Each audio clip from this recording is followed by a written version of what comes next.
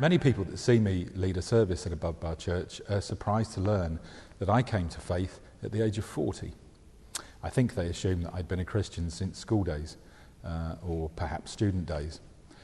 Nothing could be further from reality. As a child of the 60s, sex and drugs and rock and roll were far more enticing and cool than the religious teaching that I'd received at school. Church to me in those days was something I did under sufferance on parade with the Scouts a few times a year. So from college through a career in progressively more senior management posts or running my own companies, my life was very hedonistic, with all of the trappings that a gold card, first class, 5-star, all expenses lifestyle provided for a successful businessman. The first rule in business: don't get emotional, don't care about who gets hurt, greed is good. Yep, I subscribe to all of the Gordon Gekko management rules. You're born, you live, you die was the way I was, so try everything once. That was me. Then I met Jesus. It happened through a family crisis. I found myself agreeing with the then minister of this church on a pastoral visit he'd made to my mother-in-law that Yvonne, my wife, and I would go to church to support her in a time of need. I suppose I had a vague inkling that she was a Christian because I knew she went to this weird church that sent missionaries into Christian Europe, to Austria and Spain, of all places. Anyway, it meant I would need to drink less on a Saturday night to be sober enough to go to church with Yvonne and mother-in-law on a Sunday morning. But hey, it would be an experience.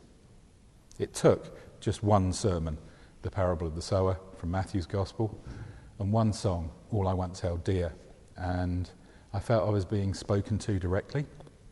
Over the next weeks and months, as going to church became a personal choice rather than going for someone else, a constant voice was telling me, give it up. I prayed a prayer of commitment and gave my life to Christ in early 1996, and I've been trying to live by faith since then.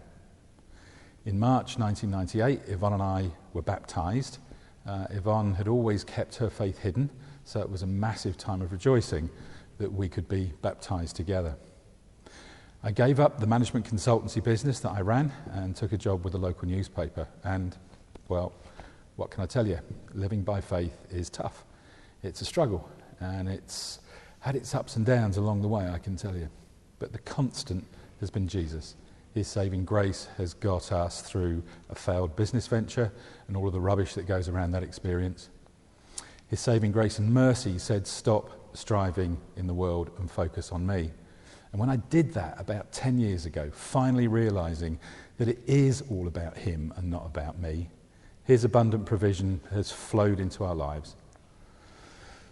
Discipleship is a process. Well, for me, it sure didn't all come at once. I continue to use the gifts and talents I know now are his blessing, working in the management team with a global corporation in their UK operation. But I also believe that God is using my hedonistic experiences from before he came into my life to help me understand and meet the people I do life with in business, exactly where they are in their away from God lives, to talk to them about Jesus. And secondly, in a world with so many pressures, to compromise my faith, to make a stand for him. Now that all sounds really grand. So what does it really mean?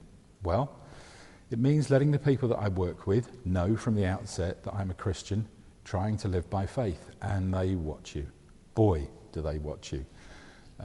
For the times that you're lacking, and when your words or actions are hypocritical. So when out with work colleagues socially, it means having a drink in the bar with them, but not going on to the nightclub and explaining why. It means saying to a client, asking for a deal to be done by bending the rules, and explaining to both him and then your work colleagues who would have happily done the deal and just see your actions as losing the business, that it would have been wrong, and it would have been wrong because it would be so easy, believe me, just to make the compromises. But then I would be compromising Jesus and not trying to live by faith. And it's really tough sometimes, particularly in the current economic climate. So, as I'm trying to live by faith, do I read my Bible every day? Do I spend time in prayer every day? If I said yes to those questions, it wouldn't be the truth. The truth is that I try and do that, and most days I do. However, I can go for days without picking up my Bible when work gets oppressively, madly pressured. But I know that when I haven't, I can start again because I am fully, freely, and forever forgiven by my Saviour Jesus. Trying to live by faith is a journey. It's not about being a witness in the workplace and neighbourhood, although that's important because Jesus tells us to share the good news. It's not about reading the Bible or going to church. It's not about rituals. It's simply but awesomely about a relationship with Jesus. I'm learning that the more I speak with him in prayer, the more living by faith can and does work.